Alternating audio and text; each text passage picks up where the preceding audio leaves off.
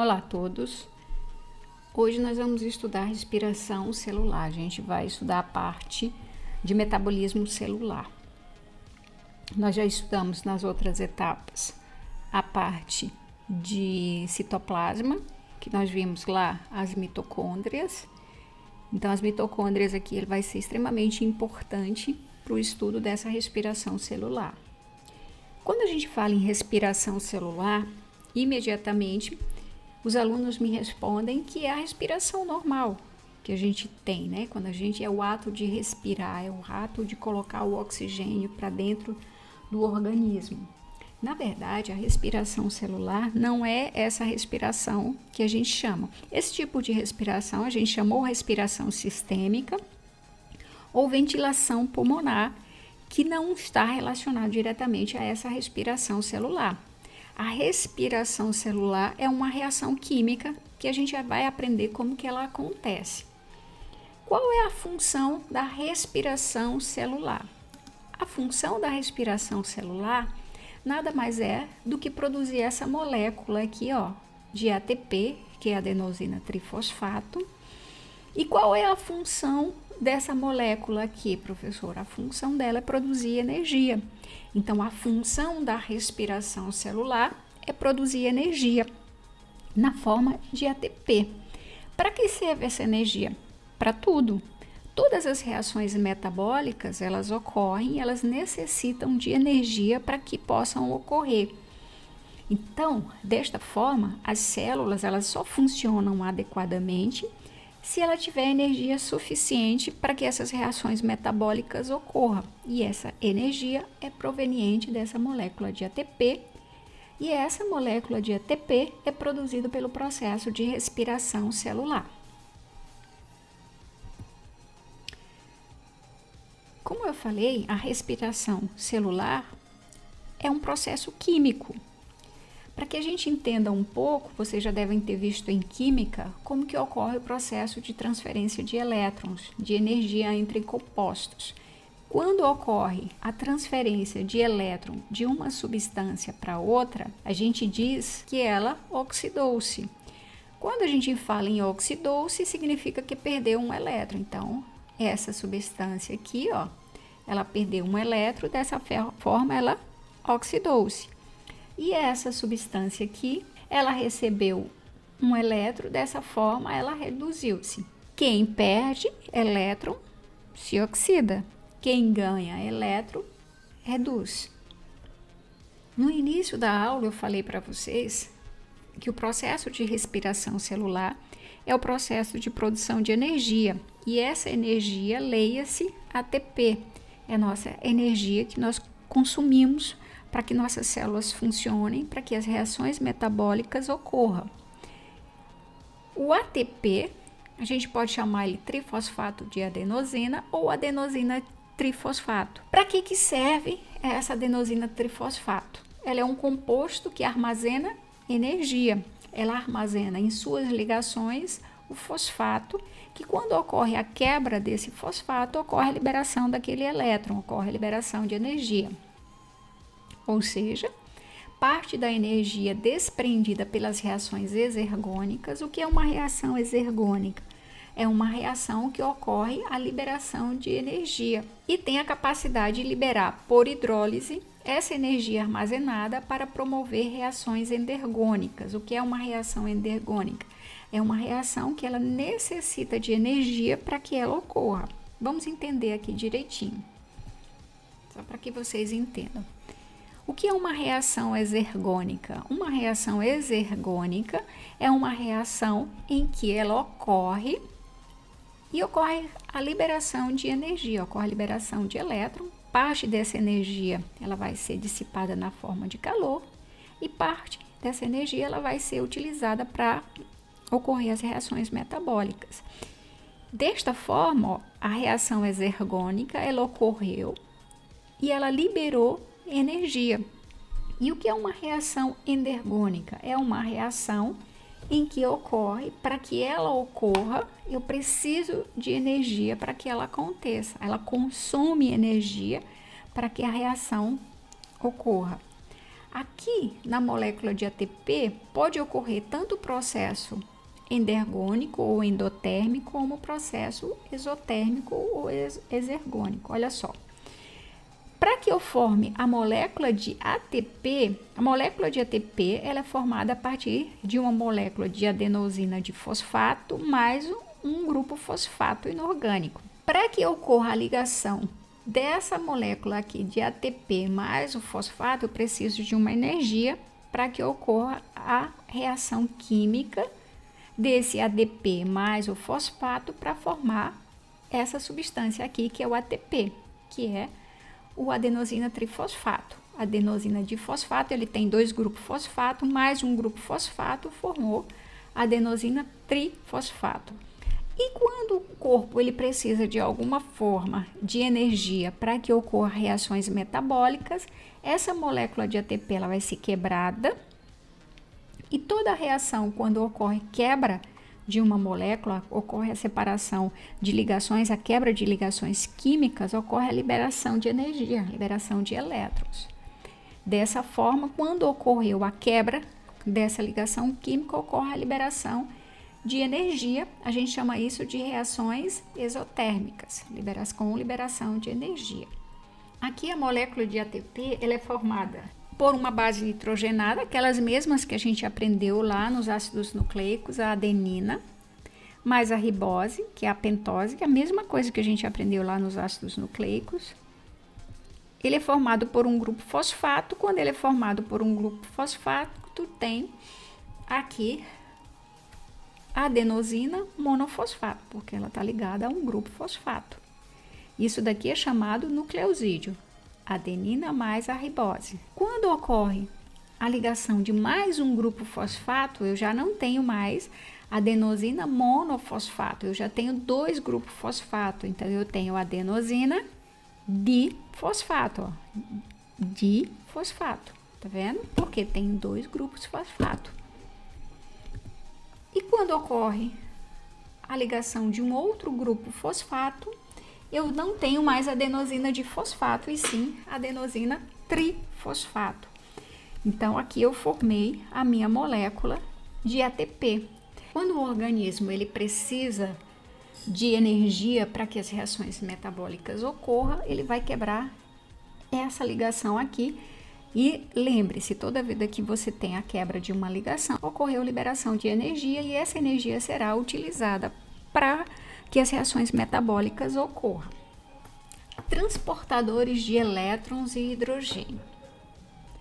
Os elétrons e hidrogênios extraídos da oxidação das moléculas orgânicas são capturadas por transportadores que são os NADs e os FADs. Toda vida que ocorre a quebra de uma molécula, ocorre a liberação de elétrons, ocorre a liberação de energia. E esses elétrons e esses hidrogênios, no caso da oxidação dessas moléculas orgânicas, eles não podem ficar soltos, eles são capturados. E eles são capturados por transportadores de elétrons de hidrogênio, que é o NAD e o FAD. E o que eles fazem? Ele captura esses hidrogênios e esses elétrons e vão levar lá para a mitocôndria, que a gente vai ver daqui a pouco, que é a terceira fase do processo de produção de energia. Então, aqui a gente tem o NAD e o FAD oxidados e aqui reduzidos, ou seja, após ocorrer o ganho do hidrogênio e dos elétrons. Vamos entender como que ocorre esse processo. Então, nós temos NAD, que é nicotinamina dinucleotídeo. Tá vendo aqui? Como que ocorre? Existe uma enzima, que é essa daqui que a gente tá vendo, possui sítio ativo. Quais são os sítios ativos? Ó, é essa parte e essa parte aqui. Esse sítio ativo que se liga aqui ao hidrogênio, tá vendo? E o NAD. Então, essa molécula aqui, ela vai fazer essa ligação, vai ocorrer a ligação entre o hidrogênio, também ela vai capturar os elétrons e vai ocorrer, que a gente diz que ocorreu o processo de redução do NAD. Tá vendo aqui? Ocorreu a redução do NAD. Ocorre uma reação de oxirredução, o hidrogênio é transferido para o NAD. O NAD pode então transferir esse hidrogênio para outras moléculas. Isso daqui a gente vai ver, igual eu falei para vocês, vai ocorrer lá nas mitocôndrias, vai ocorrer o processo de respiração celular. Bom, entendido que a respiração celular não trata-se da ventilação pulmonar ou da respiração sistêmica, e sim de um processo químico com o objetivo de produzir energia, e que essa energia é o ATP, em que essa molécula ela armazena essa energia nas ligações, vamos entender agora direitinho os tipos de respiração. Respiração é um processo de síntese de ATP que envolve a cadeia respiratória. Quais são os tipos? Existe a respiração aeróbica, que é o que a gente vai tratar nessa aula hoje, em que o aceptor final de hidrogênio é o oxigênio, que a gente vai entender daqui a pouco. O que significa dizer, professora? Que o aceptor final do hidrogênio vai ser o oxigênio lá no final da cadeia. E a anaeróbica, em que o aceptor final do hidrogênio não é oxigênio, e sim uma outra substância, pode ser sulfato ou nitrato. Essa parte anaeróbia, eu vou disponibilizar para vocês o material. A respiração aeróbica, ela é utilizada por procariontes, protistas, fungos, plantas e animais. A respiração aeróbica é o processo de respiração que ocorre utilizando o oxigênio. Qual é a molécula principal, ou seja, que ela vai ser oxidada, quebrada para liberar energia? A nível de ensino médio, a gente só estuda com a glicose. Então, a molécula principal vai ser a glicose. A gente só vai estudar a respiração aeróbica utilizando a glicose como molécula principal. A respiração aeróbica ela ocorre em 3 etapas, que é a glicólise, o ciclo de Krebs e a cadeia respiratória. Aqui tem alguns detalhes que é muito interessante que vocês aprendam. A glicose, ela não utiliza oxigênio, ou seja, é uma fase em que não precisa do oxigênio para ocorrer. É uma etapa anaeróbica, isso é extremamente importante. Ocorre a formação do acetilcoenzima A, ocorre o ciclo de Krebs, depois a gente vai entender isso tudo direitinho que eu vou explicar, e a cadeia respiratória. Uma observação que é muito importante que vocês entendam, que lá aqui no início eu falei que a respiração aeróbica ocorre nos procariontes. Essas duas fases aqui, ó, ciclo de Krebs e cadeia respiratória, elas só ocorrem dentro da mitocôndria. Aí você diz, mas professora, a senhora já me disse lá na primeira etapa que procarionte não tem organela celular, só tem os ribossomos. Realmente os procariontes não têm mitocôndria. Então, como que ocorrem esses processos aqui de respiração aeróbica? Nos procariontes, a glicólise e o ciclo de Krebs ocorrem no citoplasma e a cadeia respiratória na membrana. Então, ele tem uma estrutura que lá vai ocorrer o processo de respiração celular do tipo aeróbico. Então, nos procariontes, a glicose e o ciclo de Krebs ocorrem no citoplasma, lá dentro do citoplasma. E a cadeia respiratória ocorre na membrana. Então, isso é muito importante que vocês saibam que isso são os detalhes que normalmente o Enem vai lá em cima desses detalhes. Nos eucariontes, a glicólise ocorre no citoplasma e o ciclo de Krebs e a cadeia respiratória ocorre nas mitocôndrias. Ocorre onde, professor? Em cantos específicos? Sim. O ciclo de Krebs ocorre na matriz, que é a parte líquida que a gente estuda lá na mitocôndria. E a cadeia respiratória ocorre nas cristas mitocondriais, que a gente vai ver um pouquinho à frente. Vamos entender o processo de glicólise.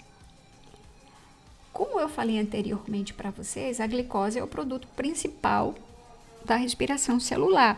É por meio da glicose que eu consigo obter minha energia. E de onde eu consigo essa glicose? Comendo. Então, quando tu come pão, quando você come uma série de carboidratos, arroz, feijão, esses carboidratos é que vão te dar essa glicose. Então, a tua energia, ela provém do teu alimento. Quando você se alimenta, você obtém basicamente essa glicose e essa glicose vai ser utilizada para produzir energia. Então, vamos entender quais os processos que ocorrem na glicólise. Aqui ocorre uma série de reações químicas e transformações de substâncias em outras, com nomes específicos, mas para o ensino médio não é interessante que vocês saibam agora. Obviamente, se vocês posteriormente for fazer algum curso na área de saúde, como biologia, ou vocês queiram ver medicina, enfim, outros cursos na área de saúde, obviamente vocês vão entender e vão ter que saber como que ocorre cada processo, cada reação química. Aqui pra gente não é necessário que vocês saibam agora. A primeira coisa que vai ocorrer com esse processo, com essa glicose, lembra lá naquela primeira etapa a gente viu a glicose é um carboidrato com 6 carbonos. Aqui, ó, essa glicose ela precisa ser ativada. Como que ela é ativada? Ela vai ser colocado aqui 2 grupos fosfato. Para isso, vai ocorrer inicialmente o gasto de 2 moléculas de ATP. Professora, a senhora disse que o processo de respiração celular é o processo de formação de ATP. E a senhora está me dizendo aí que está gastando ATP? Espera um pouco. Primeiro, ele vai utilizar esse ATP para ativar a reação e, posteriormente, ele vai conseguir recuperar esses ATPs. Vamos com calma. Para que essa molécula ela seja ativada, ela vai utilizar 2 moléculas de ATP.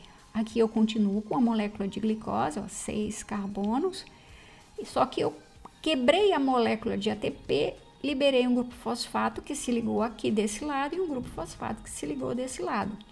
Para que eu faço isso? Para ativar a molécula, para deixar ela mais instável, para que fique mais fácil que ocorra o processo de quebra. O segundo processo, a molécula de glicose ativada pelo ATP, divide-se em 2 moléculas de 3 carbonos. Obviamente que essas moléculas têm um nome, mas que não precisa que vocês saibam. O que eu falei para vocês no início da aula? Toda vez que eu quebro uma molécula, eu libero energia. E essa energia eu libero o quê? Elétrons e hidrogênio. Se eu libero elétrons e hidrogênio, eles não podem ficar livres lá passeando. Existem os transportadores de elétrons que vão lá de hidrogênio e capturam. Quem é esse rapazinho que captura essa energia e esse hidrogênio? São os NADs. Tá aqui o NAD, ó. Ele foi reduzido, ele capturou os elétrons e os hidrogênios provenientes dessa quebra aqui, quando formou, ó, 2 novos compostos, 2 novas substâncias. Aqui vai ser incorporado, ó, um grupo fosfato aqui e um grupo fosfato aqui. Então, ocorreu a incorporação de fosfatos inorgânicos e ocorreu a formação do NADH. E aí começa aí realmente a produção dos ATPs.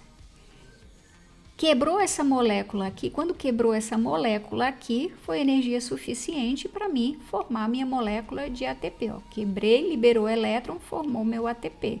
A mesma coisa aqui, ó, quebrou, ligou, formar a molécula de ATP. Ó. Eu tenho 3 carbono mais um grupo fosfato. Vai ocorrer de novo a mesma coisa, ó. Eu tirei esse grupo fosfato, quando quebra a molécula, quando eu quebro essa ligação, libera energia, né? Então, essa energia é utilizada para me transformar o adenosina difosfato, que a gente viu lá, em adenosina trifosfato. Então, aqui, ó, eu formei 2 moléculas de ATP aqui e 2 moléculas de ATP e formei 2 moléculas de piruvato. Professor, o que eu tenho que saber aqui, que é muito importante, que eu não posso esquecer? É isso daqui. Então, é isso aqui que eu quero que vocês prestem muita atenção. Qual é a função da glicólise? A função da glicose é quebrar a molécula de glicose para formar 2 moléculas de piruvato. Por que, professora, que eu tenho que transformar essa minha glicose em 2 moléculas de piruvato? Porque esse piruvato que será enviado lá para a mitocôndria para que ocorra o processo de respiração celular, para que ocorra o processo de retirada de energia da quebra dessa molécula. Onde ocorre a glicólise, é extremamente importante que vocês saibam que a glicose ela ocorre lá no citosol. A maioria das questões do Enem, eles sempre ficam perguntando objetivo, função do processo, onde ocorre. Como que ocorre? É o procedimento. Então, uma molécula de glicose, ela vai me dar origem a 2 moléculas de piruvato. Quando eu formo 2 moléculas de piruvato, significa que a glicose ela tem 6 carbonos. Quando eu quebro ela no meio, ela me libera 2 moléculas de piruvato. Quando ocorre essa quebra da ligação, ocorre a liberação de hidrogênio e de energia. Quando ocorre essa liberação do hidrogênio e da energia, ele não pode ficar solto, então ele é capturado, ó, ocorre 2 formação do DNH+. Isso daqui ocorre que a gente chama, ocorreu a redução aqui do NAD. Então foi capturado esse hidrogênio e essa energia e produziu lá, vimos lá, 4 moléculas de ATP. Mas é importante que vocês lembrem que eu produzi 4, mas eu gastei 2. Então qual é o meu saldo? 2 ATPs. Professor, isso aqui é importante que eu saiba? Importantíssimo. Isso aqui eu quero que fique fixado na cabeça de vocês e não saia mais. O piruvato, que é formado da quebra dessa molécula de glicose, ele vai lá para a mitocôndria e ele é convertido em acetilcoenzima A e vai seguir para o ciclo de Krebs. Como que ocorre esse processo do piruvato ser convertido em acetilcoenzima A? Vamos ver aqui. Esse acetilcoenzima A, ele vai estar lá, o piruvato vai entrar na mitocôndria e esse processo ele vai ocorrer dentro da matriz mitocondrial. Chegou o ácido pirúvico lá, vai ocorrer uma quebra. Quando eu quebro, lembra que eu falei, toda vida que eu quebro uma molécula, eu libero energia e hidrogênio. Ele pode ficar livre? Não. Imediatamente já vem lá os transportadores de elétrons e de hidrogênio, que é o NAD. Ele já pegou aqui, ó, e já reduziu. Quando eu quebrei aqui, eu liberei, ó, uma molécula de CO2. O acetil é formado por 2 carbonos. Formei o acetilcoenzima A. Então, o piruvato, que veio lá da glicólise, ele vai ser convertido em, aqui ó, em acetil e posteriormente esse acetil vai se ligar a uma coenzima A e vai liberar o que, ó? CO2 e hidrogênio.